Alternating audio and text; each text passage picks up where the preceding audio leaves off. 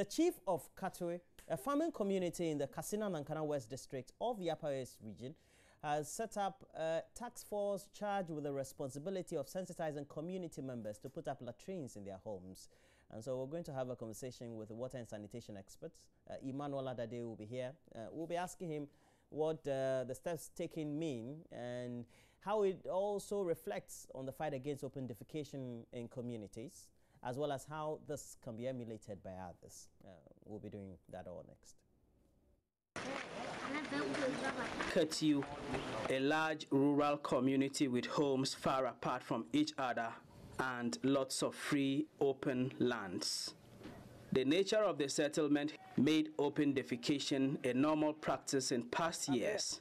But after the Rural Initiatives for Self-Empowerment, RISE Ghana, implemented a behavior change program aimed at ending open defecation in this community, the people decided it was time to change. As Bafao Togwe, a community member here at Katui, puts it, the education they were given simply made them realize that defecating in the open meant that they would be consuming their own excreta in the long run. We used to defecate everywhere in the open, and that meant that animals, houseflies, could go and sit on the feces and bring it back to our homes and sit on our food and water. And if you consume such food or water, you can get cholera and other diseases, and your general health situation could even suffer. He has now constructed this small mud structure, a latrine which he uses with his family of 5. This kind of latrines are found in more than 90% of homes here at Katui, even though there are a few public toilets. The community members say the latrines are quite simple to construct and come with benefits. I have 2 wives and 5 children. We all use this latrine. Other people who have no toilet in their homes come to use ours. Imagine defecating in this open place. You are squatting there naked and someone happens to be passing by. It is too embarrassing. It also spread diseases. So the latrines are very important. We construct this toilet because when we go out, we don't know where to hide and make our toilet there. So we decided to construct this toilet to help us. I'm advising those who do not have toilets that they should try to construct some, because you have sickness on them dropping all the toilet around. We do have sickness here because of the toilet. So that's why we benefit the toilet because of the sickness here. So these are not your everyday toilets like the ones we use in the city. They are very small makeshift structures that the people here at Katui use, to attend nature's call. And basically, they are doing this because they don't want to spread diseases. And the chief of the town has set up a task force that is educating the people to make sure that a lot more of these structures are built to ensure that diseases don't spread, and also to encourage people to build more toilets. The paramount chief of the area, Per Ayekode Zanguio Atoge IV, plays an important role in ensuring that Katui becomes an open defecation-free community. Defecating around was very bad. People used to have free themselves anywhere, especially open places, which we were having a lot of problems with that because due to the lack of access to an enclosed place. That was the whole situation we're having. But I think of late things are getting better. We've seen a lot of improvement. He has set up a task force charged with the responsibility of sensitizing community members to put up latrines in their homes. Actually, the biggest problem is always the materials that they need to construct this toilet in their homes. What I usually do is, all the task force also does is they go help, especially with the labor. Working sometimes they have to provide the pit max axe and then shovel. Then they will go and then help dig, pull everything. Sometimes move bricks here. We use bricks because of due to lack of some finance. Linus Dampari and Thomas Zanguio are 2 of 13 members of this task force. When this program So, well, that's some good news over there. Good initiative, if I must call it, to end open defecation. But if you think that maybe the conversation about open defecation has been, heard over and over again, let me give you reason why we still need to talk about open defecation, because 1 out of 5 people in this country have access to toilet facilities. 1 out of 5. Just imagine yourself in a marketplace and seeing a lot of people there, and you're just thinking that, okay, out of all these people, just 1 out of 5 people have access to toilet facilities. Well, I'm having this conversation with water and sanitation expert Emmanuel Adai on what this step by the chief of Katui means in the fight against open defecation. Many thanks for your time, Mr. Adai. Now, that's a good initiative there, is it? Perfect, because exactly that's the program that the government has been pursuing since 2010. Probably the government hasn't reached that. Maybe the chief has heard about other communities which are doing so well and stopping open defecation. And that is some of the initiatives that some of the chiefs have been taking. When the environmental health experts visit the communities, they try to draw their attention to the fact that the moment you defecate in the bush, you probably end up eating some of it indirectly, and then that's the source of most of the diseases that we have. So when they hear this, the communities usually take their own initiative. They develop bylaws which they implement to ensure that their people no longer practice open defecation. So I think I would also personally want to congratulate that chief. If the environmental authorities have not yet gone there and he has taken this initiative, that is very perfect. Because it is a canker that is killing the country. And we can't stop talking about it, as you said. People might think it's getting too much, but the fact is that between 1990 and 2015, 25 years, right? Ghana reduced open defecation from 21% to 19%. That's very minimal. So it means we are talking, but they are not doing it. So we can't stop talking until people stop doing it. But there's some good news, because we know some communities in the Volta region like Avenokope and Afao in the central region have been declared open defecation free. That's some good news. But like you mentioned, the statistics really show very, very, very little results. So, Mr. Adai, what should we be doing? Because we've been having this conversation over and over again. I'm thinking, should we put up laws, strict laws? I'm wondering what could bring this to an end. The laws are there. I would jump probably this time around to hit the nail right on the head. Most of the district assemblies are not helping matters. There is an ongoing program, as I said, rolled out by the government since 2010. Some of the donors, especially UNICEF, has been so strong at supporting this program. And I will tell you, it's more than the few communities you mentioned. Hundreds of more than 500 communities have been officially declared open defecation free. And if you look at the Upper West region, between 2011 and 2014, that's 3 years or 4 years, they were able to reduce open defecation from 72% to 49% through this program. In that region alone? In that region alone. Upper East reduced from 88% to about 72%. So it means there's a program that is working.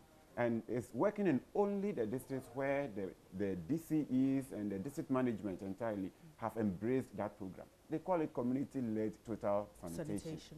And they used to conscientize the people for them to come to the realization that open defecation is avoidable if they construct their own private latrines at home, which is also very affordable if they decide to use materials around them, materials available to them.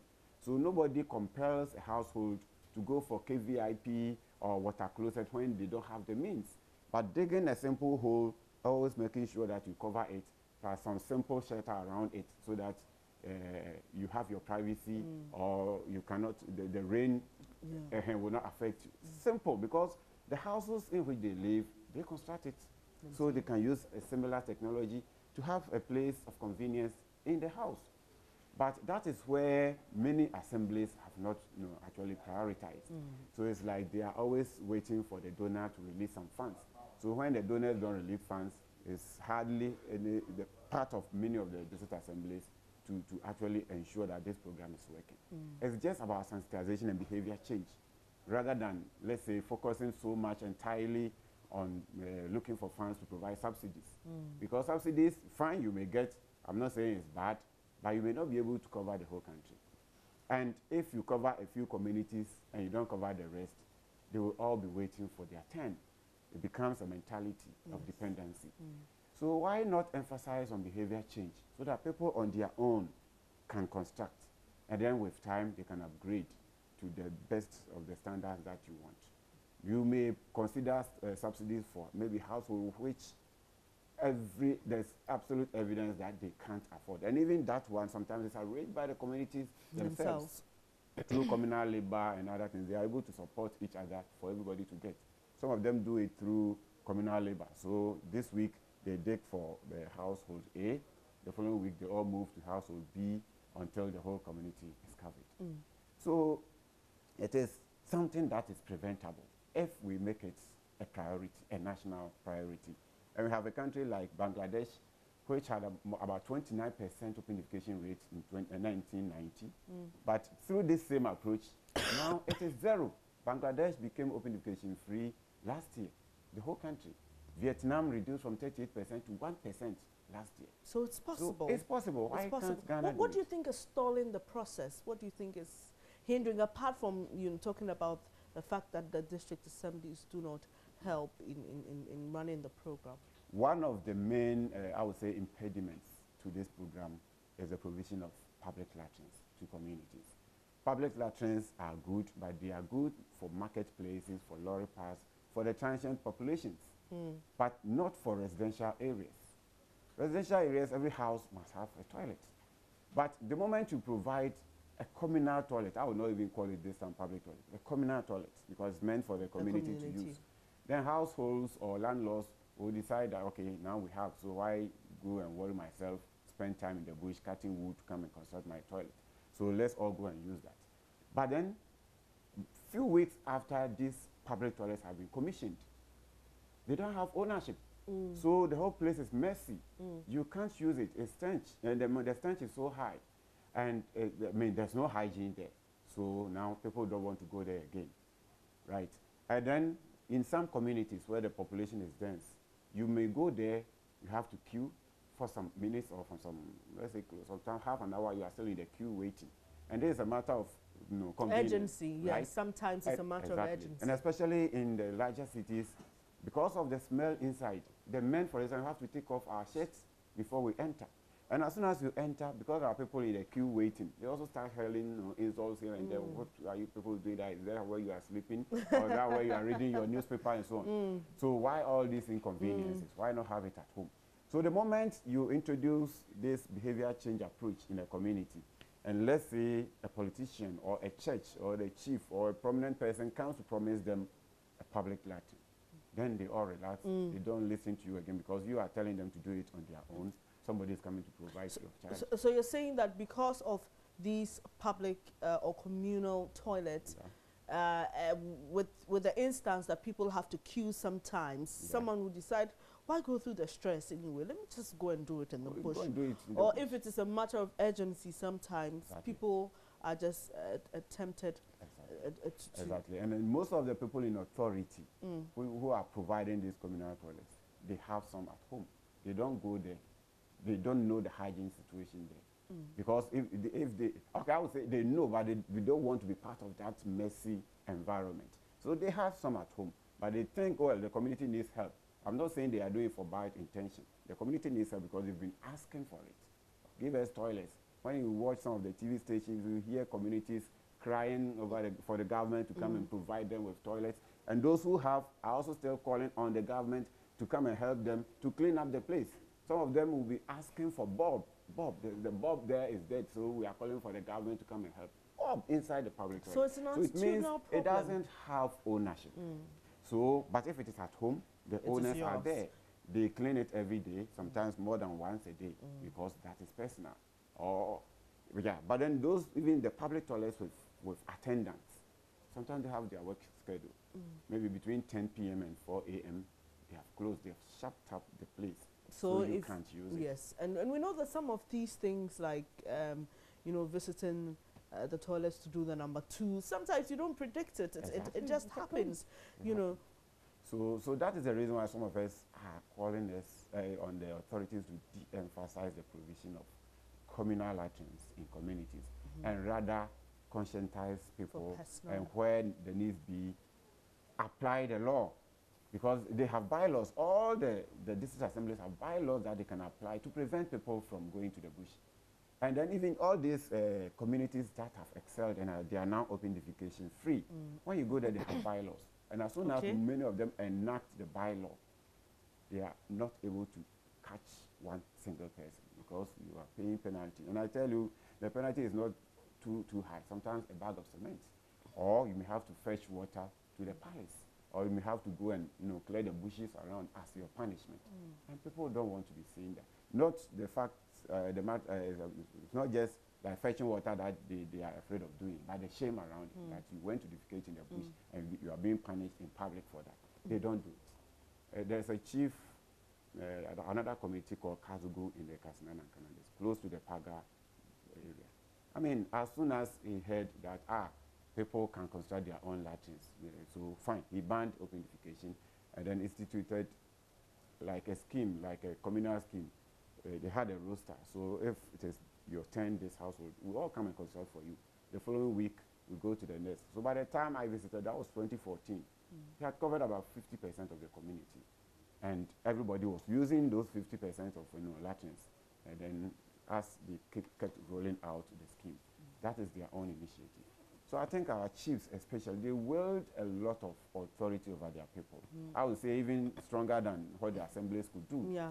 Yeah, so if every chief would emulate what this chief has done, I think Ghana, the whole Ghana can be open defecation free, even within 1 year, because it's possible. All right. So I came across a very interesting statistic, and the Tamale metropolis in the northern region is the second highest, has the second highest percentage in terms of open defecation in Ghana. And let me speak to Awal Ahmed Kariama. He's with Rise Ghana, an NGO helping to end the menace of open defecation. Thank you very much for joining us. Thank you so much for the opportunity. Sure. Now, I'm curious, before we start this conversation, I'm curious to find out that the issue of open defecation is usually, we are meant to believe that it's highly practiced in coastal areas. And so it came as quite a surprise to me to hear that the Tamale metropolis is the second highest in terms of ranking of open defecation in this country. What are some of the reasons that you get from people in this community on why they defecate in the open?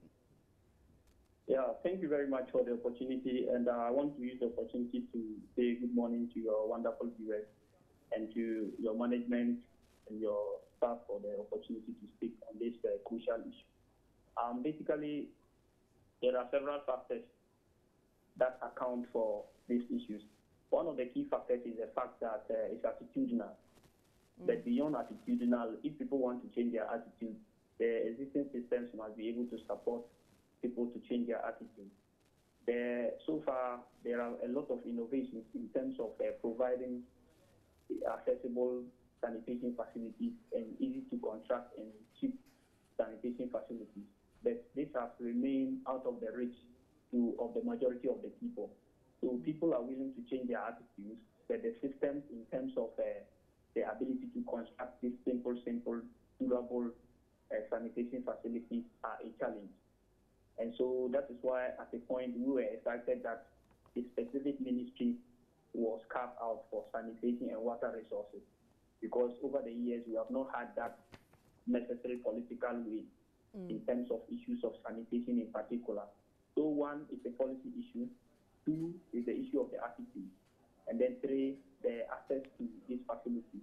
But most importantly, maybe it's a wake-up call for private sector to upscale this innovation NGOs that have pioneered some of these initiatives that can be used to be able to improve our ranking and space in terms of open defecation. All right, wow. I mean, when you speak to people, some of the people who defecate in the open in the coastal areas, you usually hear that they do it because it's refreshing, they want the breeze.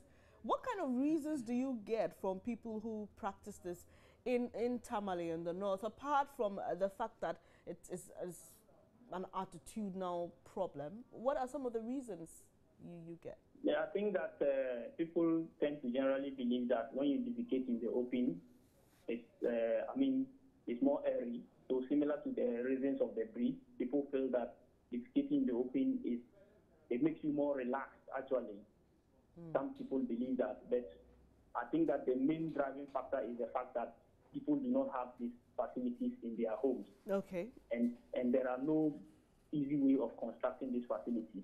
But the general belief is that, and you know, there is also a school of thought, but that is not very much confirmed. Okay. That people go just to defecate in the open at long distances, not just to defecate, but to do other things. And sometimes people even go in groups. They want to be conversing whilst easing themselves, and there's speculation that other people also engage in other things as they do open defecation.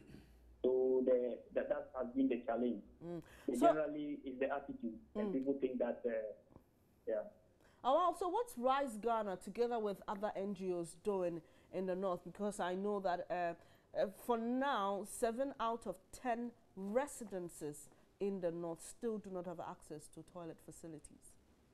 Yeah, so for us, it's a very serious concern for us. And Rise Ghana, with the support of UNICEF, and also there are other aspects in the factor, what we are doing is trying to, basically there are two concepts that we are trying to promote.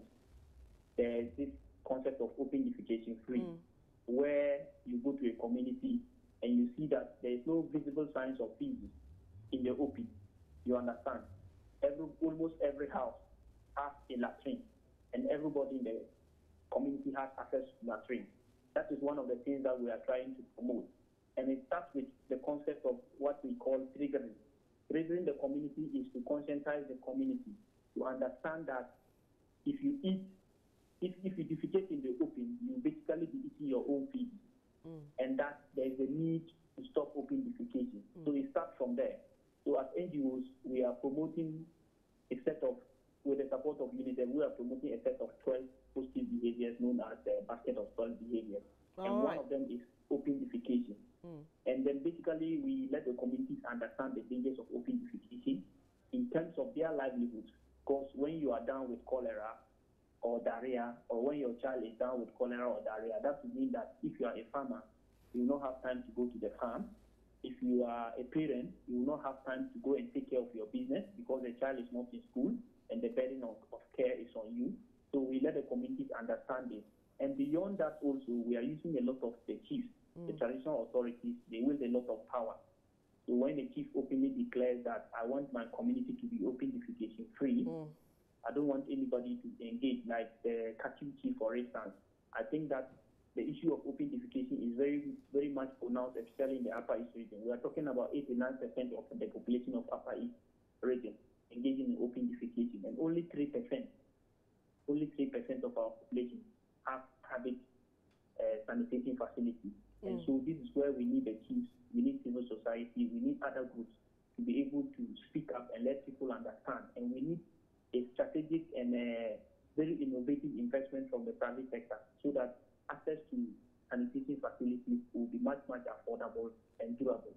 The structures that the people of Katui are using are attractive and better, but in terms of the weather and the rainfall, they're using mud bricks.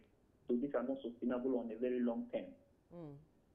Thank you very much, Awal Ahmed Kariama. He's with Rise Ghana. Unfortunately, that's all time will permit us. But Mr. Adai, I mean, you may be thinking, well, I don't live in the north. I don't live around a coastal area. I don't live in a place where open defecation is practiced. But guess what? According to the the chief director of the Northern Region Coordinating Council, open defecation has cost us $79 million, about $79 million a year alone. So just imagine what the country Ghana could do with this money if we were not having to deal with the effects of open defecation. And also, you can never tell where that fly is coming from sitting on your food. So you should be concerned if you even have a toilet in your own home. You should be concerned about this statistic and the fact that we are still struggling in a fight against open defecation. So finally, Mr. Adai, you have been working in communities that practice open defecation. You've given us examples of some of the communities that have been declared open defecation free.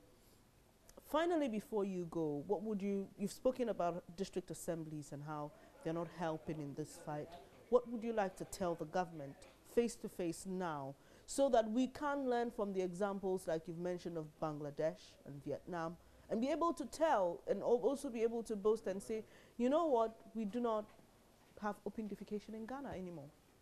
Yes, so we are very glad that we have a new ministry now focusing on sanitation and water. So we should see some massive improvement. Exactly. And we are so happy that, fine, we saw in the NPP manifesto that we're going to help households to get latrines. Fine, what we are cautioning against that if we overemphasize subsidy, then we should target the whole country, every household that does not help. Otherwise, the moment you do half of the country and you leave the other half, they will forever be waiting for their turn. And that should be careful. So I would call for sensitization and enforcement. We emphasize that and we de-emphasize subsidies, and we do subsidies only where it is the only solution. Otherwise, we'll go back to that mentality of depending on the government for everything. As I said, where government has provided public toilets, they are calling for government to provide bulbs, they are calling for government to come and help clean up the place. So that system did not work. The best system is I have a toilet in my home and you also have. So everybody has a toilet in their homes and nobody goes outside there. And secondly, enforcement, we can't run away from it.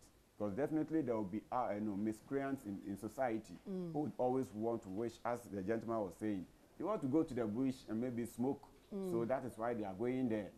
Those people will never take them away from society. We have to enforce. If we don't emphasize enforcement, we cannot achieve that target. And the final word will be that it is feasible because some countries have been able to do it. There are several other countries in Africa which have done much better than Ghana in trying to fight open defecation through the same CLTS approach. We haven't excelled yet because we haven't, though we have made it a national strategy, we haven't focused on it, we haven't paid attention to its efficacy in helping the country to get rid of it. Let's focus on that approach.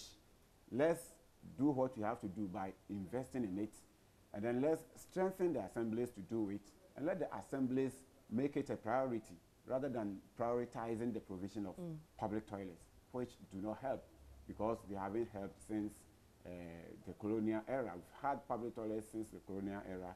We are still practicing open defecation. That is not the best solution. The best solution is that every household has a toilet, and there are laws all over the country in every community that if you practice open defecation, this is the consequence. So if you do it and you are caught, this is the punishment. I think that would be the solution. Thank you very much, Mr. Emmanuel Adair, for the good work that you're doing. We can also support. You can support an NGO. You can be a volunteer. You can, support with your money in terms of visiting these communities, educating the people on why open defecation is not right and the fact that it has a lot of health consequences, even leading to fatality. So you must be concerned wherever you are to help NGOs and the country at large deal with the issue of open defecation. Many thanks for your time this morning. Mr. Emmanuel Adai is a water and sanitation health expert, and we've been talking about open defecation. Join the fight, be a volunteer, why not? And hopefully when we're having this conversation next time, we'll be, talking about how well we've done as a country. And let's still stay in the health sector for a while because today is World Malaria Day. And we know yesterday that the program was launched, and we've been told about malaria vaccination that will take place in Ghana, Kenya, and Malawi. But let's hear the First Lady. She has something to say on malaria and the fight. Ghana has made significant strides in the fight against malaria, from a prevalence rate of 20% in 2009 to 4.4% in 2016. The program seeks to reduce the rate even further by 2020. Thus, the theme for this year's World Malaria Day, End Malaria for Good.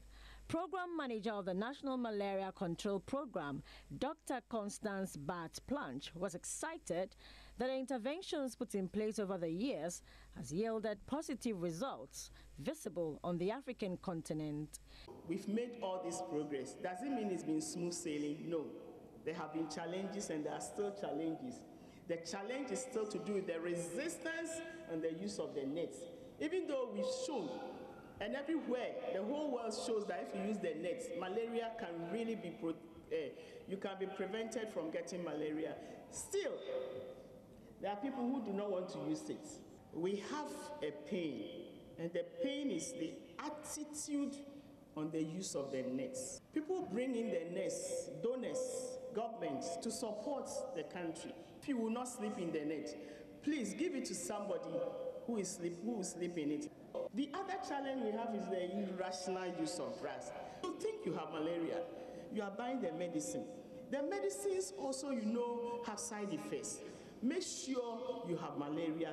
Test, please, before you treat. There are only 2 regions in Ghana now that we can say are truly hyper-endemic. So the question to us all is, are we on the path for pre-elimination and elimination? Deputy Health Minister Kingsley Jedu announced, as a way of sustaining this achievement, Ghana will join Kenya and Malawi to partake in the WHO coordinated malaria vaccine implementation program. I'm happy to announce that another effective method for tackling the disease is about to be rolled out in Ghana. This is the malaria vaccine. Ghana, Kenya, and Malawi, have been selected to take part in WHO coordinated pilot program that will make the world's first malaria vaccine available in selected areas beginning in 2018. This vaccine, RTSS, has gone through more than 20 years of testing, and Ghana has played a major role in its development. The malaria vaccine pilot program will assess whether the vaccine's protective effect in children 5 months to 17 months old can be scaled up in reducing childhood deaths and its safety in the context of routine use. For Joy News, my name is Hannah Odame. So this vaccine, known as Mosquirix, is to be used on 360,000 children, according to the World Health Organization, between 2018 and 2020. But in 2015, 429,000 people were killed by malaria, 92% of the victims being in Africa, and 2/3 of them being children under 5. Now, that's really disturbing. But Dr. Constance, now, who is the director, Dr. Constance Planch, I beg your pardon, who is director of the Malaria Control Program, also spoke about the right use of mosquito nets. She's particularly concerned. Let's take a listen to her.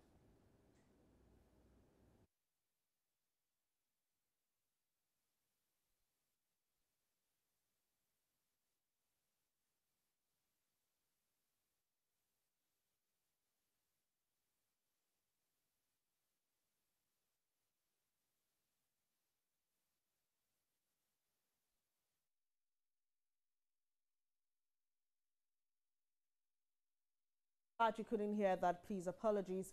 She was actually saying people should use mosquito nets for the right purposes. But still on health, let's speak to my colleague Matoda Wemega, and let's cross over to the Ministry of Health. Some nurses are picketing.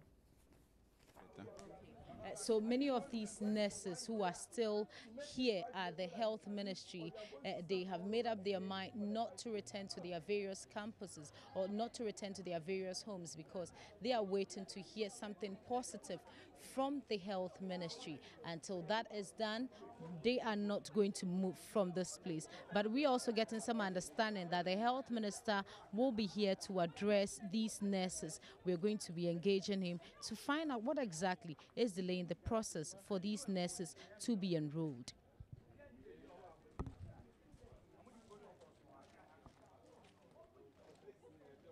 My colleague Matodo Omega coming to us live from the Ministry of Health here in Accra. But let's speak to the PRO of the Ministry of Health, Robert Kudjo, for what they're doing to help these nurses if they can. Good morning, sir. Thanks for your time. Good morning, my sister. All right, so these nurses have been picketing and they slept over at the premises yesterday. What is your ministry going to do to help address their concerns? Thank you very much. They were there today with an issue regarding their recruitment. That is their posting. We spoke with them at length. We assured them that everything was to be done to get them posted.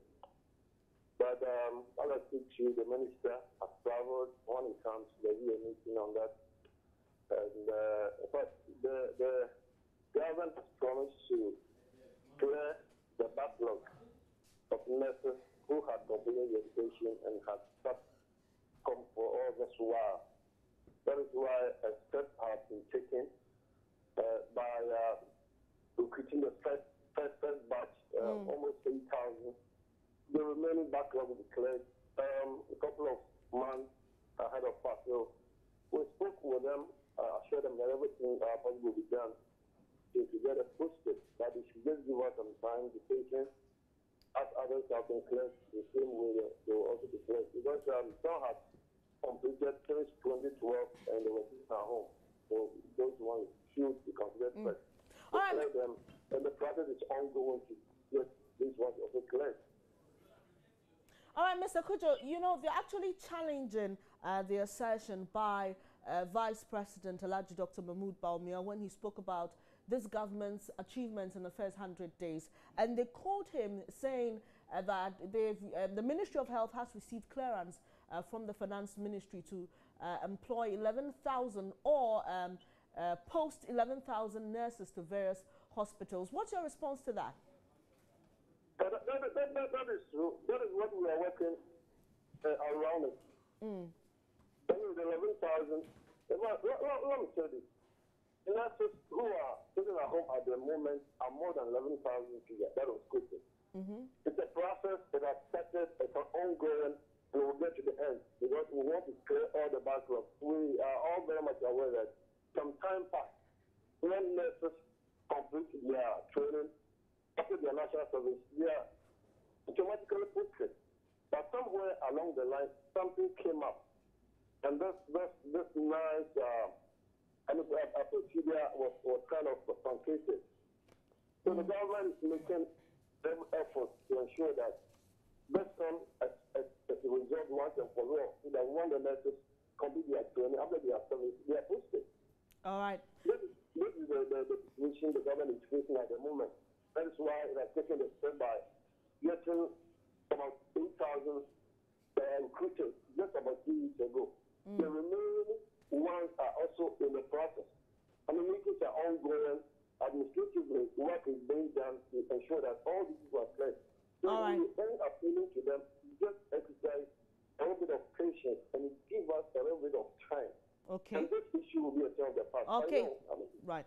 Thank you very much, Mr. Robert Kudjo, PRO of the Ministry of Health, assuring the nurses their role and that they are going to post them. And so they are working on that figure. That's the 11,000 and over, yes, he mentioned that the Vice President quoted. So we'll be following this issue keenly. We'll bring you updates here on your Joy News channel. But that'll be it for this edition of the AM show, Roland. And we've had great conversations bordering on mainstream politics, issues of galamsey, and also talking about malaria and the subject of making sure we have the right latrines in our homes. Exactly. And we hope that will give us great conversations to talk about. And why you should be concerned even if you have a toilet facility in your home. Yeah, so that's it. Roland, thank you so much for doing this with me. It's always fun to do this. But we'll be back, God willing, tomorrow with more. Enjoy the rest of your day. Bye-bye.